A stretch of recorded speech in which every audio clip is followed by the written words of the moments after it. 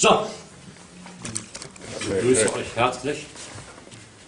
Mein Name ist Axel Stoll, ich bin promovierter Naturwissenschaftler, habe Physik, Geologie, also Geowissenschaft und Mathematik studiert. Befasse mich mit freier Energie, habe auch noch eine Energiegruppe mit sehr, sehr guten Leuten. Wir sind die Top 10 auf der ganzen Erde. Ich hatte vor einigen Wochen das Vergnügen, zu einem Kongress in Wien teilzunehmen, Mathematik. Ich hatte dort einen Vortrag international, gut in Englisch gehalten, Deutsch wäre mir zwar lieber, aber ich beherrsche Englisch, also kein Problem für mich. This high technology was developed during the Third Reich.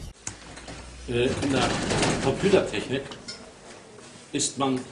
benutzt man die Primzahlen bis 1024. Hacker haben sich schon auf 750 bis 800 herangearbeitet. Wir aber haben einen Algorithmus gefunden, das ist mehr als die internationale Sicherheit erlaubt, liegen bei 6000. Ein Vielfaches mehr.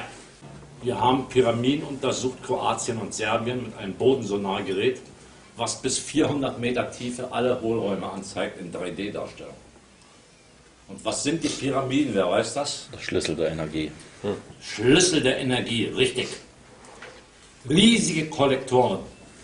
Professor Müller hat mich drauf gebracht, der leider jetzt im Knast sitzt, weil er sich mit unlauteren Banken beschäftigt hat. Ne? Und zwar als Sender und Empfänger, Skalarwelle. Die Pyramiden Ägypten, die übrigens auf einer logarithmischen Spirale liegen, kein Zufall, sind ausgerichtet zum Orion. Ein Sternbild nicht weit weg, um die Ecke 11 Lichtjahre etwa, oder 16. Dort sind auch Lebewesen vorhanden. Ich halte mich auch kurz, denn in der Kürze liegt die Würze. Denn nach einer gewissen Zeit lässt das Denkvermögen dann nach. Klaus, mit deinem Vortrag über? Ja, Chemtrail und hier Entlassung von Angela Merkel. Hat heute, was die Chemtrails anbetrifft, mal heute Mittag jemand da oben geguckt? War schlimm. Schlimm. Furchtbar, ja, hör auf. Ja. Also bei mir wieder von Ost-West die Trasse, Frankfurter Allee, Achse.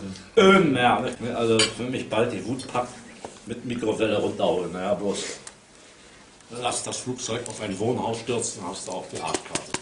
Wie kämpfen Reichsdeutsche nach Möglichkeit mit wenig Blutvergießen? Vergesst das bitte nicht. Übrigens, meine Energiegruppe hat auch Kontakt zur dritten Macht. Ja, komm, da haben wir auch einen Schatz. Er schickte mir neulich eine SMS auf mein Mobiltelefon. Handy an die Wand schmeißen, weg damit.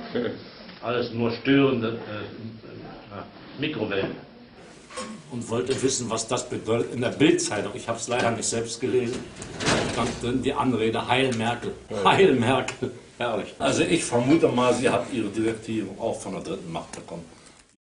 Und es gab eine Expedition 1943 über Neuschwabenland, die reichsdeutsche Kolonie, in die innere Hohlwelt, und zwar die Antarktis. Dort leben ja mehrere Zivilisationen, nicht nur eine. Eine Art Monarchie, weiß der Geier, was nicht alles. Ich habe Karten darüber. Dort erhielten sie eine klare Anweisung. In diesem Krieg, also sprich Zweiter Weltkrieg, keine, ich sag mal in Anführungsstriche, Wunderwaffen einzusetzen. Das haben sie auch versprochen. Gut, an einigen Teilen wurde das Versprechen gebrochen, siehe Schweinfurt, nicht ist klar. Einige Millionen Reichsdeutsche leben dort unten. In der inneren Hohlwelt.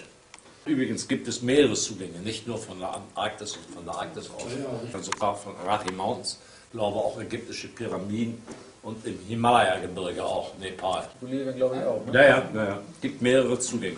Um in die innere Hohlwelt zu gelangen, muss ich 4000 Kilometer Gesteinsmaterial überwinden. 4000 Kilometer, ja. Die Erdkruste, also ist ja weltweit ein Gangsystem. Nicht? Und ist ein weltweites Gangsystem, die Erdkruste. Und dort leben andere Spezies. Herkunft Reptilien möglicherweise, aber aus, ich sag mal, mindestens atlantisches Imperium, so alt ist das. Stehen derzeit Fluggeräte in unserem Raum hier, über uns? Ja, die sind da. Seit 4 Jahren würde ein Mutterschiff über Bazzaro stehen. Ja. Ich glaube auch nicht an den Dritten Weltkrieg, weil der Hans-Peter Tietz gehört vielleicht sogar zu der schwarzen Sonne. Ich bin mir da nicht ganz sicher. Da bin ich mir auch nicht sicher. Seitdem es Google Earth gibt, vorher braucht man da gar nicht drüber zu reden, weil da konnten die Leute nur fantasieren. Aber jetzt seit 5 Jahren kann man das Thema hohle Erde absolut realistisch am PC nachvollziehen. Wenn die Erde wie eine Kugel programmiert wäre oder wenn diese Navigationssysteme wie eine Kugel programmiert würden, dann würden sie ja nicht funktionieren. Also ich meine, die Mathematik gibt ja gar nichts anderes her als ein Rotationsellipsoid. Ja. Wenn man das mathematisch jetzt konsequent Richtig. zu Ende denkt, ja, dann ist das halt, wenn man das mit den Gravitationsgesetzen verbindet, dann ist halt an der Erdachse keine Kraft, keine Gravitationskraft zu spüren, das heißt, es ist leer. Früher konnten die Leute darüber philosophieren und sich gegenseitig für Schwachköpfe halten. Heute kann ich sagen, ja Leute, geht bitte schön in den nächsten Waschsalon, guckt es euch an, wie so eine Waschmaschine funktioniert. Und Nach dem Schleudern ist es holen. Ja. Jetzt werden sich natürlich viele fragen, warum sitzen wir eigentlich auf dem Stuhl und kleben nicht alle an der Decke? Ja, sicher, das sind so die ganz simplen Sachen. Das ist ja eigentlich jetzt ein Widerspruch zu der These. So, das ist aber überhaupt gar nicht widersprüchlich aus dem einfachen Grunde. Wer sagt uns denn überhaupt, dass wir Schwerkraft haben? Das sagt uns die Wissenschaft. Moment, muss ich dazu sagen. Laut einheitlicher Feldtheorie, Gravitationsfeld ist keine Anziehung, muss ich dazu sagen. Ja, richtig. Ich weiß das, es ist eine Aufkraft. Und wodurch wird die Aufkraft bewirkt? Durch das Dirac-Meer, wie der Physiker sagt. Es gibt übrigens auch keine, du sagtest mit 4 Dimensionen, gibt es keine Dimension. Wir leben in einer dreidimensionalen Welt, in einer Raumzeitbewegung, Nummer 1. Und alles weitere, 4., 5., 4. Dimension Zeit, vergesst das, ist Blödsinn. Da geht schon wieder los. Ja, es gibt nur energetische Felder. Plus energetische Felder, minus energetische Felder. Wir haben das elektrische Feld, wir haben das magnetische Feld. Daraus abzuleiten ist das gravimetrische Feld, das informetrische Feld. Dann haben wir weitere 3 Felder, die Raumfeld, Zeitfeld, Bewegung. Bewegung ist die Urform aller Energie. Und zu jedem der Felder, nach dem hermetischen Gesetz solltest du wissen, haben wir auch Minusfelder. Bei informetrischen Feldern, also Information, kommt ein Minusfeld, ist die Lüge. Oder der Elektrolüge, richtig, ja, klar. So, es gibt auch minuselektrische Felder. Was habe ich aber dann? Dann habe ich das Magnetfeld. Nachdenken. Minus Magnetfelder, was habe ich dann? Elektrisches Feld. Was ist Elektrizität? Richtig, das ist ausgestoßene überschüssige Geschwindigkeit. Mehr ist es nicht, Leute. Das muss man begreifen. Ja, Magnetfeld. Keiner weiß es vernünftig zu definieren, ich weiß es. Magnetfeld ist das A und O. Der Ursprung, wenn man so will.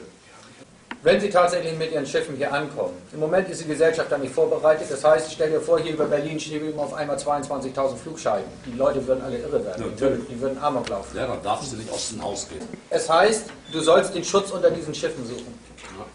Möglicherweise steigen dann Menschen aus, in schwarzen Mänteln. Ja, richtig. Er sagt ja unter anderem dann auch, mit dem Auftrag, mit der Welt Frieden zu schließen. Und diejenigen, die dann der Meinung sind, sie wollen keinen Frieden schließen, die haben auch keine Energie. Nee. Kraftlose Schwätzer, die werden untergehen. Glauben tue ich das aber bisher auch nicht, solange ich es nicht weiß. Ich kriege zwar hin und wieder auch so Informationen aus Bolivien oder so, dass da gibt es dann eben auch schon mal Begegnungen mit den Herrschaften in den schwarzen Mänteln. Peru auch, ja. Mir sagt jemand, er muss mal wieder hin, weil er sich Instruktionen abholen muss. Richtig. Kann alles sein.